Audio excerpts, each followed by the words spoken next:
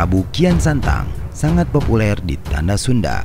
Selain dipercaya memiliki kesaktian mandraguna, Prabu Kian Santang adalah anak dari Prabu Siliwangi, seorang raja yang begitu dihormati di tanah Pajajaran. Sebelum kita lanjut, silakan subscribe terlebih dahulu bagi yang belum, agar kalian tidak ketinggalan kisah sejarah misteri lainnya. Terima kasih.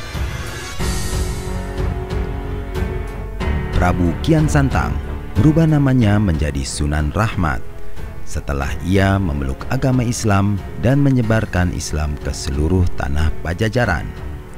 Dan banyak orang yang menyamakan Prabu Kian Santang sejajar dengan Wali Songo yang ada di tanah Jawa.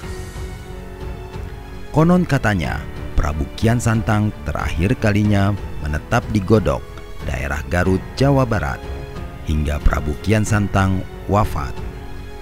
Berikut adalah 6 fakta misteri yang ada di kompleks pemakaman Prabu Kian Santang. Pertama, lokasinya di perbukitan. Perlu usaha ekstra agar dapat sampai di kompleks pemakaman ini. Daerah asri dan sejuk serta didominasi warna biru membuat kita nyaman berada di pemakaman Prabu Kian Santang. Kedua, makam para patih. Tidak hanya makam Prabu Kian Santang yang ada di sini, namun para abdi dalam atau para patih pendamping Prabu Kian Santang juga ada yang dimakamkan di sini. Ketiga, benda pusaka.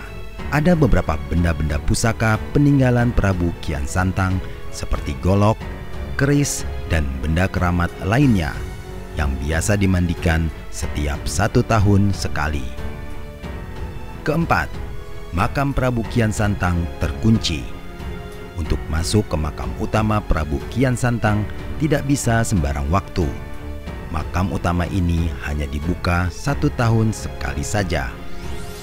Kelima, kotak tanah bergerak. Konon katanya Prabu Kian Santang harus melakukan tafakur di tempat di mana kotak tanah yang dibawanya itu bergerak. Maka Prabu Kian Santang bertafakur di daerah Godok selama 19 tahun hingga beliau wafat. Keenam, membangun masjid.